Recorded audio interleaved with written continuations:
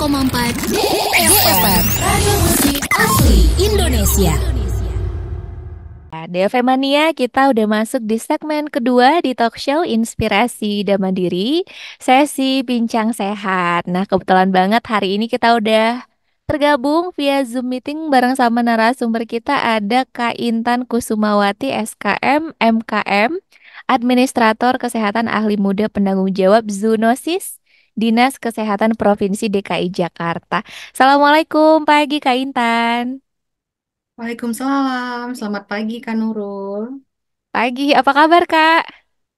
Alhamdulillah Baik sehat. ya. Oke, oke.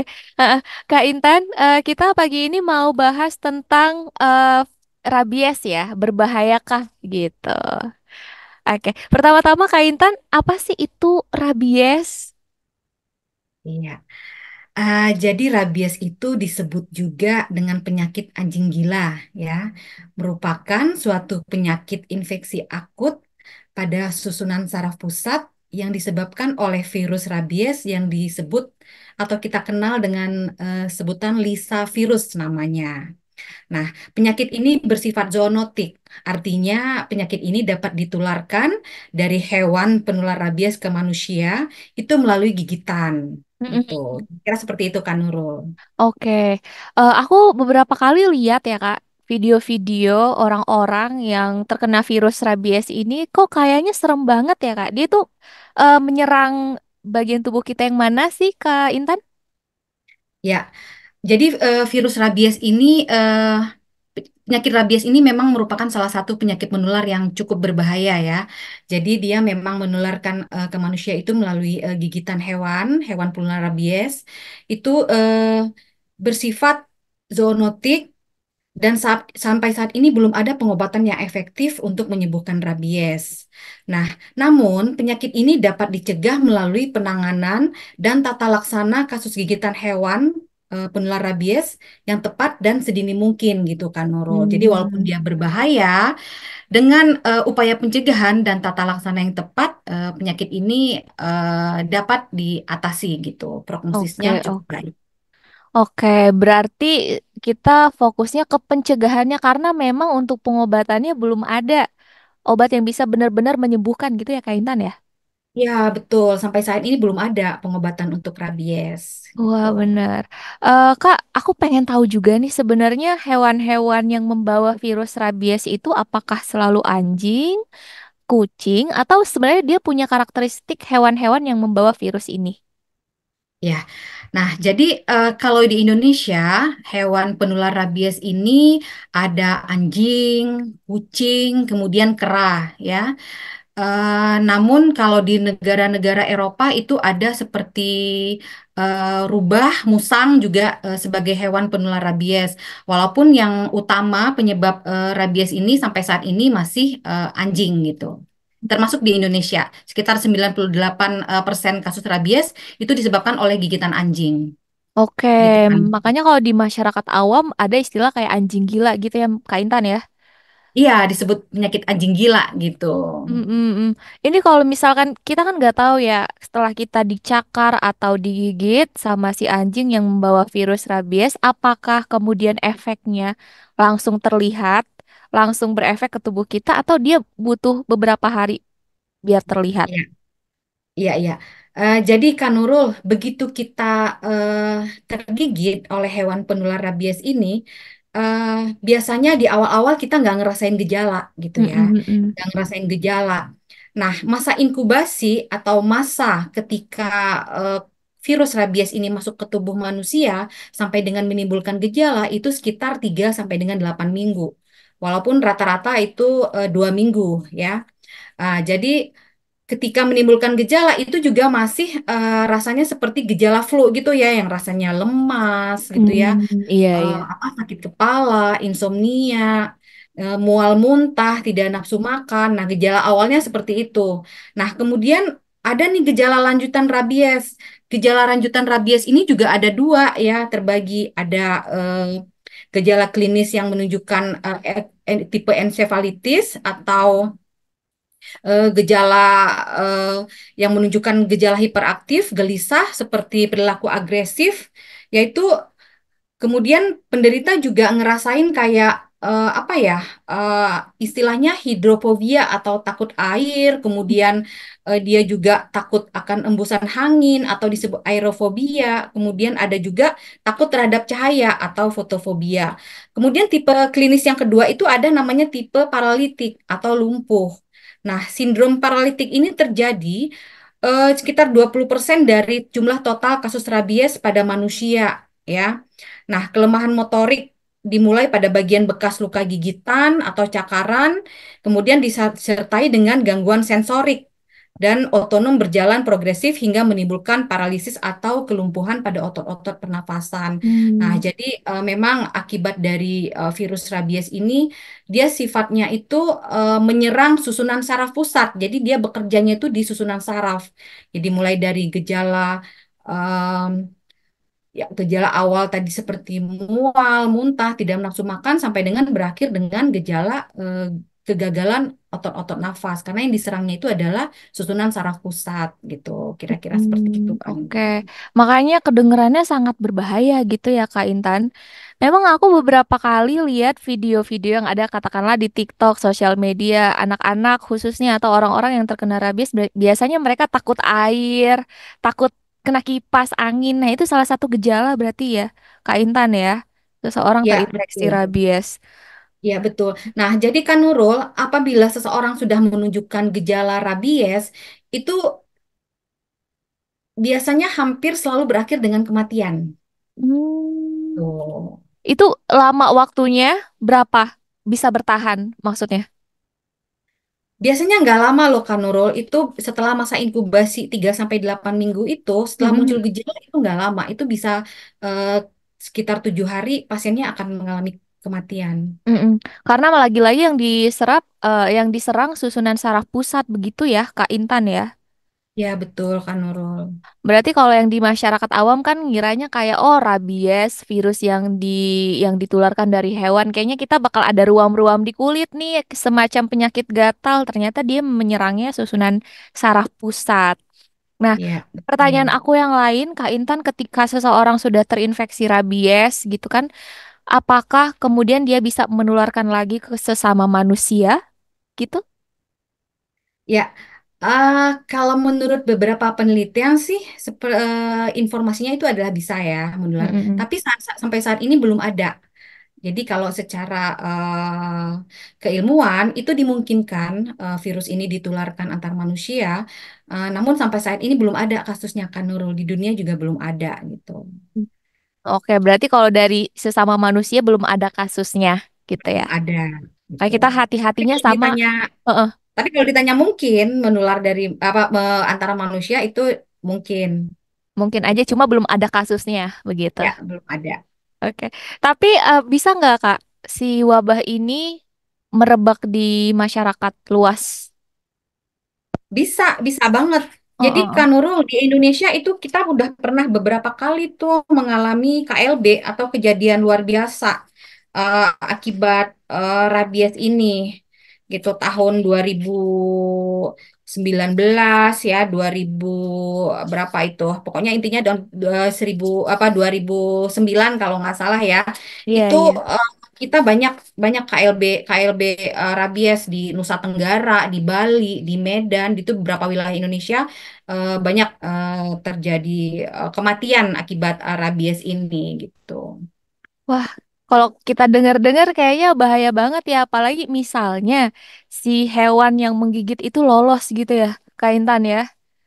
Iya, betul. Nah, ini yang dikhawatirkan adalah hewan Mm. penular rabies ini kalau menggigit, nah itu adalah hewan liar yang artinya tidak bisa kita observasi gitu. Jadi kita nggak tahu hewan ini penular rabies atau bukan gitu. Hmm. Berarti kan Maksudnya dia menderita rabies atau bukan gitu. tapi kalau dari ciri-ciri fisiknya bisa kelihatan nggak, wah hewan ini kayaknya rabies nih gitu. eh Kalau dari Ciri-ciri fisik ciri-ciri atau fisik, perilaku iya, ya. iya. Kalau dari hewan itu nanti Di sini hanya menjelaskan dari sisi manusianya dulu ya, Kak Nurul ya. Hmm, Kalau dari sisi hewan itu nanti ada dinas KPKP sih namanya yang oke oke. lebih kompeten untuk menjelaskan dari sisi hewannya. Tapi pastinya, setahu saya yang pernah saya baca dari sisi hewan, apabila dia menderita rabies itu pasti ada gejala yang ditimbulkan gitu. Oke, siap-siap. Nah, kalau untuk tadi kan berarti untuk pengobatannya belum ada yang bisa menyembuhkan secara benar-benar si virus rabies ini ketika sudah ditularkan kepada manusia. Nah, untuk pencegahannya seperti apa sih, Kak Intan? Dari diri sendiri mungkin ya, terus meluas dari pemerintah ke masyarakat. Iya. Nah, yang paling penting ya, Kak Nurul, ketika kita, jadi begini, awalnya virus rabies ini masuk ke tubuh manusia itu ada dua cara, yaitu melalui gigitan maupun non-gigitan, ya. Kalau yang non-gigitan itu biasanya melalui jilatan, ya, jilatan dari hewan penular rabies ini ke tubuh manusia, di mana eh, kulit kita itu dalam keadaan luka. Hmm, Luka yang iya. terbuka karena virus rabies ini kan adanya di air liurnya, air liur hewan penular rabies ini. Nah, apabila hewan ini menjilat bagian tubuh kita yang mengalami luka tersebut, nah virus rabies ini bisa masuk. Nah, kemudian yang kedua melalui gigitan. Melalui gigitan ini bisa melalui cakaran gitu ya. Cakaran bentuknya luka lecet atau gores sehingga virus rabies ini bisa masuk ke tubuh manusia. Nah, cara yang paling efektif, yang sangat efektif untuk mencegah agar tidak terjadinya rabies itu adalah dengan melakukan pencucian luka. Itu 85% pencucian luka itu berhasil mencegah rabies pada manusia. Kenapa? Karena virus rabies ini dia diselubungi oleh namanya lipoprotein atau lemak, ya. Nah, cucinya juga menggunakan sabun di air mengalir selama 15 menit minimal Hmm, gitu. Bayangin ya kan Nurul lama ya 15 menit kita kalau cuci iya benar. mandi kadang mandi Kadang suka kadang kan di ngasal 15 lagi. menit. Iya, betul. Nah, karena sifat virus rabies ini yang sifatnya dia diselubungi lemak, maka kita menggunakan sabun atau deterjen untuk mencucinya dan itu minimal 15 menit. Dan itu sangat efektif karena dengan sifat sabun dan deterjen itu tadi dia akan membersihkan virus-virus tadi dari kulit yang atau jaringan yang tergigit sehingga mencegah dia masuk dan memperbanyak diri ke tubuh manusia. Nah, setelah pencucian luka, ini kita berikan semacam antiseptik. Antiseptik itu bisa iodin, ya, bisa alkohol 70% gitu. Nah, apabila ini sudah kita lakukan ketika kita tergigit hewan penular rabies ini, kita harus segera datang ke fasilitas pelayanan kesehatan terdekat, baik puskesmas, rumah sakit gitu, untuk mendapatkan penanganan selanjutnya gitu. Kira-kira seperti itu kan Nurul. Oke, berarti ketika kita tergigit atau terjilat di luka yang terbuka, langsung dicuci di air yang mengalir 15 menit pakai sabun. Iya, kayak. Ya, Kalau untuk ya. sabunnya bebas, sabun apa aja. Sabunnya bebas kan Nurul. Sabunnya bebas Yang penting gitu. ditangani dengan cepat begitu ya. Iya, Oke. Nah, langsung. kalau misalkan untuk vaksinasi, ada nggak Kak vaksin khusus untuk mencegah rabies ini? Ah, kalau untuk vaksinasi, apabila kita eh, kena gigitan hewan penularan rabies ini, itu ada namanya vaksin anti rabies dan ada namanya serum anti rabies. Nah, itu ada indikasi dalam pemberiannya. Jadi tidak Mm-mm. semua kasus gigitan hewan penular rabies juga diberikan vaksinasi anti rabies ataupun serum anti rabies. Nah, itulah gunanya ketika kita digigit oleh hewan penular rabies ini, kita melakukan yang tadi, cuci luka, ya, kemudian memberikan antiseptik, kemudian kita datang ke fasilitas pelayanan kesehatan terdekat. Di situ petugas kesehatan akan melakukan penilaian. Selain itu juga pasti di vaskes nanti akan dicuci lagi nih kan Nurul, walaupun di rumah Iya, udah iya. dicuci. Mm-mm. Ya, cuci nanti di vaskes akan dicuci lagi oleh petugasnya. Nanti petugas akan melakukan penilaian apakah diberikan apakah perlu vaksin anti rabies atau tidak gitu. Kira-kira seperti itu. Oke, Kak Intan, aku pengen tahu juga nih, ketika tergigit atau terjilat luka yang menganga itu yang terbuka, berapa lama waktu yang bisa, maksudnya kalau misalkan nggak langsung dicuci gitu ya, pakai air yang mengalir dan sabun, ada nggak rentang waktu maksimal sampai kita mencuci luka itu? Nah, apabila sudah tergigit dan menimbulkan luka, itu sebaiknya kurang dari 24 jam, istilahnya golden periodenya ya. Itu kurang Mm-mm-mm. dari 4 jam tuh harus dicuci. Karena apa? Karena virus ini kan dia akan masuk, masuk Iya. ya melalui luka tadi masuk, dia berjalannya itu melalui saraf, melalui saraf ke susunan saraf pusat. Jadi gini nih Kak Nurul, jadi gini kriteria pajanan hewan penular rabies ini menurut WHO itu dibagi dalam 3 kategori. Yang pertama itu pajanannya tadi itu seperti jilatan ya Mm-mm. atau ada luka eh, luka yang terbuka. Misalnya kita punya luka, kemudian kita dijilat sama anjing, kucing atau kera hewan penular rabies. Kemudian Eh, kategori 2 itu bentuknya itu adalah goresan ataupun luka lecet. Nah, kemudian kategori ketiga itu eh, luka tembus ya, penembus kulit. Itu eh, virus rabies ini akan berjalan melalui saraf, mulai dari saraf tepi hingga dia mencapai susunan saraf pusat gitu. Mm-mm. Jadi Oke. semakin dekat lokasi gigitan mendekati susunan saraf pusat itu resikonya juga semakin tinggi. Jadi kalau digigit kaki dengan digigit di bahu itu resikonya lebih risiko yang di bahu karena lebih dekat ke susunan saraf pusat. Susunan saraf pusat kita kan ada di otak ya gitu. Iya, betul-betul. Nah, seperti Oke, itu. berarti lokasi gigitan pun berpengaruh ya, Kak Iya, Intan ya. betul. Oke. Nah, di segmen sebelumnya DFM-nya memang seberbahaya itu si penyakit rabies ini karena dia menyerang susunan saraf pusat. Dan kabarnya juga DFM-nya belum ada obat atau cara yang bisa benar-benar menyembuhkan rabies ini jika seseorang sudah terkena rabies. Oke, Kak Intan, sebenarnya seperti apa sih perkembangan virus rabies ini di Indonesia? Ya, Kak Nurul, jadi di Indonesia itu rabies itu pertama kali ditemukan itu di abad 19 ya, tepatnya kalau Mm-mm. nggak salah tahun 1884 kalau tidak salah ya. Nah, itu yang pertama kali ditemukan itu di Pulau Jawa. Nah, seiring berjalannya waktu dengan berkembangnya transportasi, mobilitas manusia gitu ya.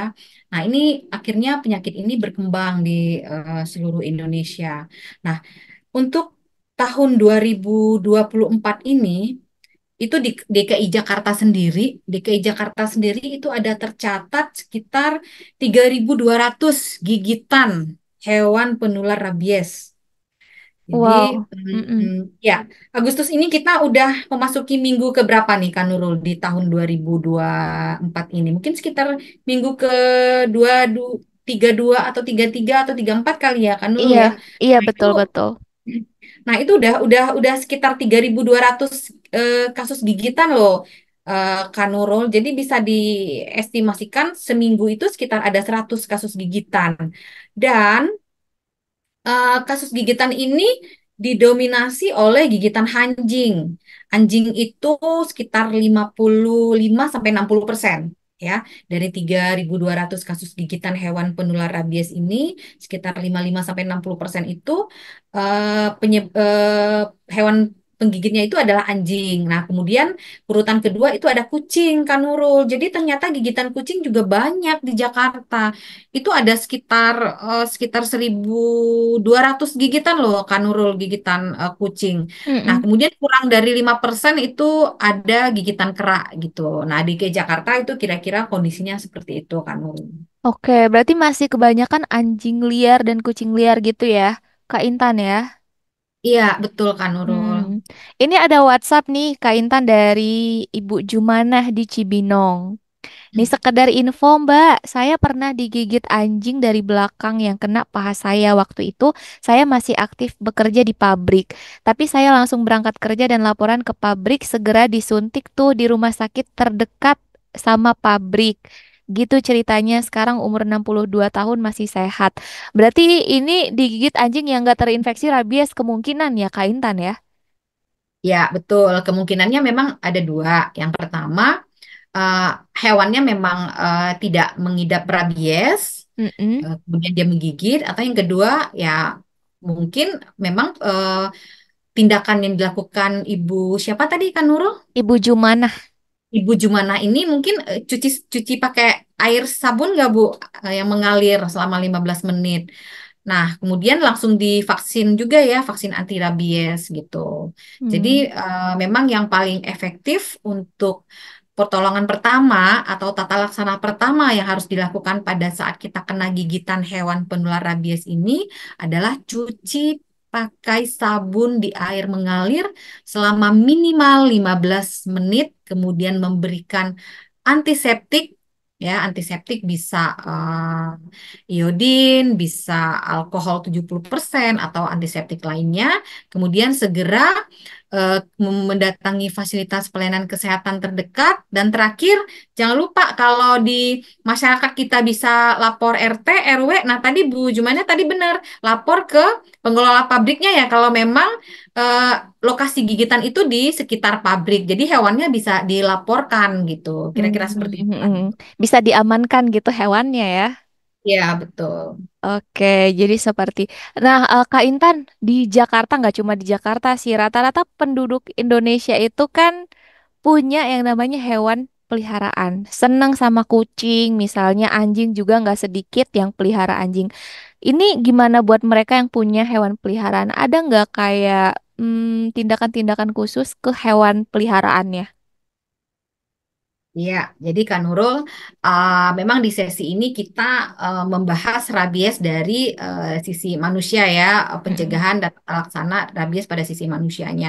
Pada hewan itu memang ada dinas KPKP yang lebih berwenang untuk menjelaskan terkait tata laksana hewan penular rabies ini. Namun, saya pernah membaca untuk hewan peliharaan seperti kucing, anjing, kera yang sebagai hewan penular rabies itu memang sebaiknya diperiksakan kesehatannya secara berkala ya, secara berkala ke ada mungkin ada pusat kesehatan hewan gitu ya atau dokter Mm-mm. hewan gitu. Jadi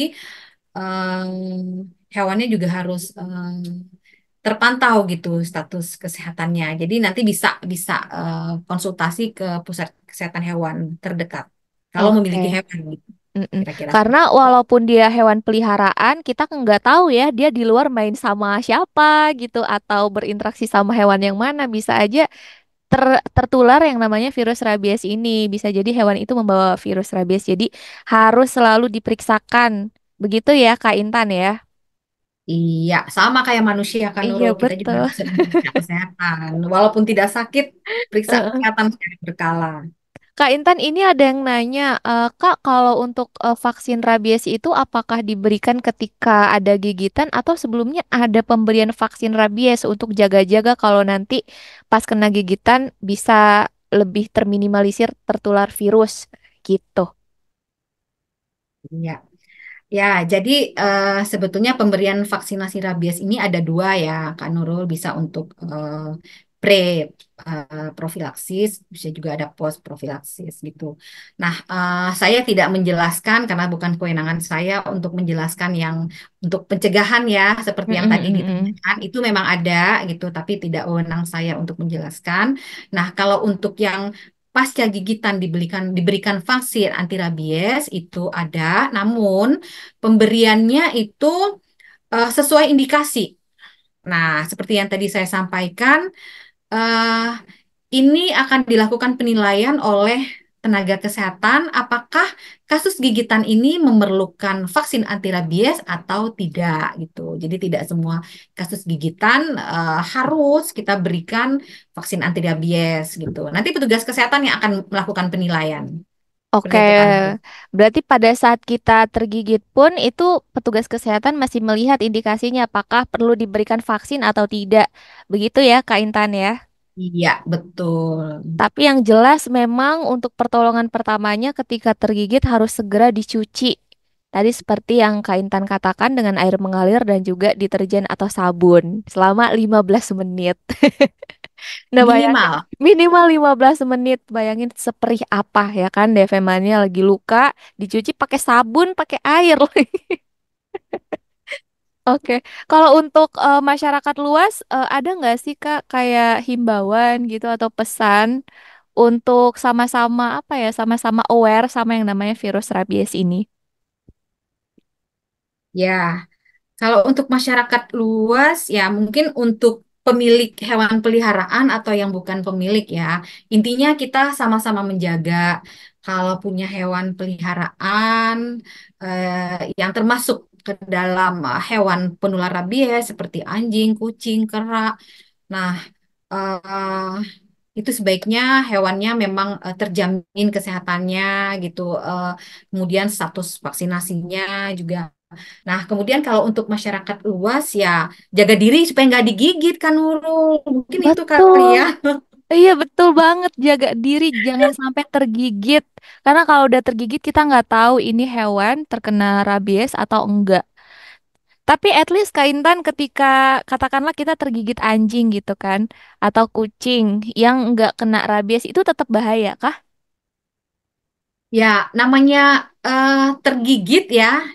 Tergigit pasti kalau misalnya luka ya pasti itu kan risiko ada risiko infeksi di situ ya. Mm. Ada kulit yang terbuka, terjadi perdarahan, berarti ada luka. Nah, risiko infeksi pasti ada gitu. Pasti ada kan Nurul. Walaupun mungkin hewan yang menggigit bukan penular rabies, tapi risiko infeksi lain pasti ada gitu. Jadi itulah kenapa kita perlu melakukan perawatan luka ketika kita tergigit hewan, baik penular rabies maupun bukan. Oke, dengan cara tadi dicuci atau dengan menggunakan antiseptik begitu ya Kak Intan? Jadi, kemudian datang ke fasilitas pelayanan kesehatan gitu. Siapa tahu lukanya memerlukan tata laksana lanjutan, tidak cukup hanya sekedar pemberian iodin, antiseptik, dan lain sebagainya. Seperti itu kan, Oke. Nurul. Kak Intan, ini ada yang nanya lagi nih dari via WhatsApp untuk penanganan rabies apakah juga di cover termasuk penyakit yang di cover sama BPJS Kak Nurul gitu.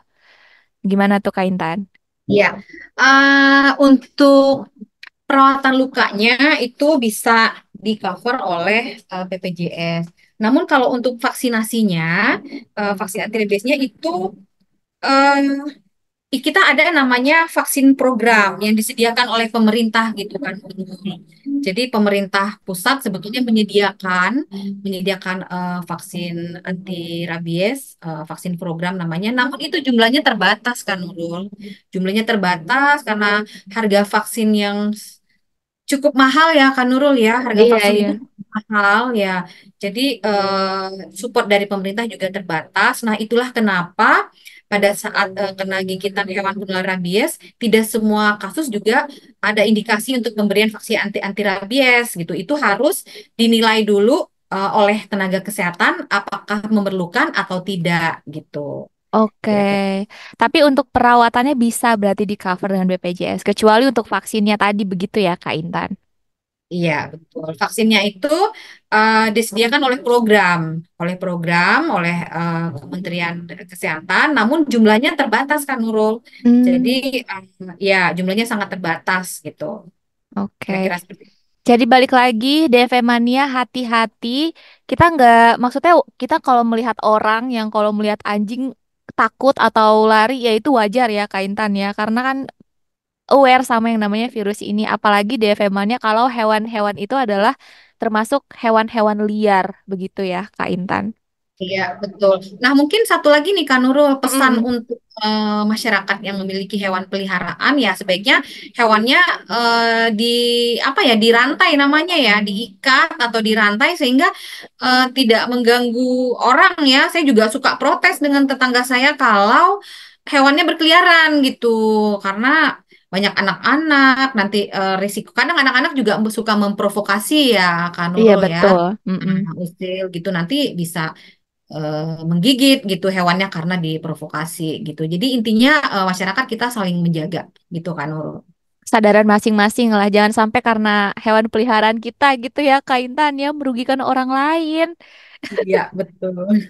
Apalagi ada yang namanya virus rabies. Coba deh DV Mania, kalian scrolling di sosial media seperti apa orang-orang yang sudah terjangkit virus ini. Mengerikan banget Kak Intan. Bisa sampai nggak bisa minum gitu kan, nggak bisa kena angin. Itu benar ya Kak, gejalanya memang seperti itu tadi di segmen sebelumnya dijelaskan juga. Oke. Iya, iya benar kan Nurul. Jadi gejala lanjutan dari rabies ini itu ada apa stadium eksitasi atau seperti gejala anjing gila gitu ya, yang tadi kan Nurul Mm-mm-mm. sebut. Ada takut air, takut angin gitu, takut cahaya gitu. Nah, Mm-mm-mm. ada stadium paralisis atau kelumpuhan kan Nurul. Itu akan berakhir dengan koma dan kematian gitu. Tapi ketika mereka fobia air atau angin itu sebenarnya mereka ini atau orang-orang yang terjangkit virus rabies ini sadar nggak, Kak Intan?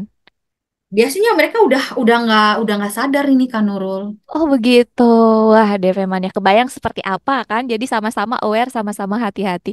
Kak Intan, mungkin closing statement dari Kak Intan untuk pendengar kita DV Mania terkait dengan tema kita pagi ini tentang rabies berbahayakah? Silakan Kak Intan.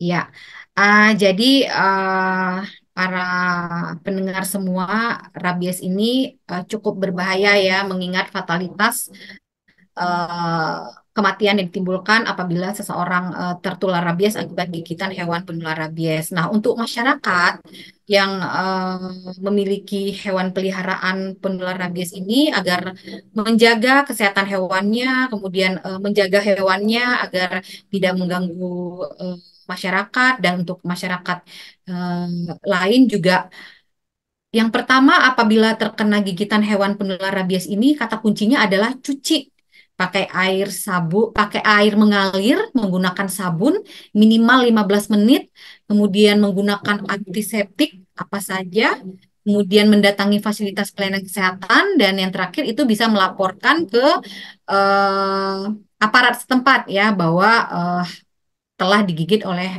hewan penular rabies ini.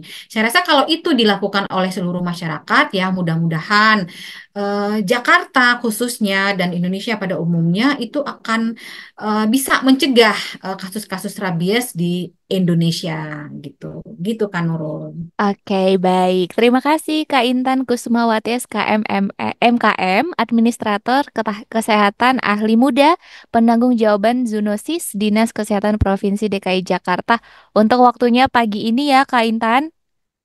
Semoga Iya, sama-sama Kak bermanfaat Nurul. obrolan kita Amin. pagi ini. Dan buat DFM Mania nanti yang ketinggalan videonya pasti kita post di YouTube-nya kita di @1034 DFM Jakarta. Jangan lupa di subscribe, like, comment, and share juga. Thank you Kak Intan ya. Kita ngobrol lagi lain waktu dan lain tema kali ya Kak ya. Oke. Oke, terima kasih banyak juga DFM Mania yang menyimak. Kalau begitu, kita pamit. Wassalamualaikum warahmatullahi wabarakatuh.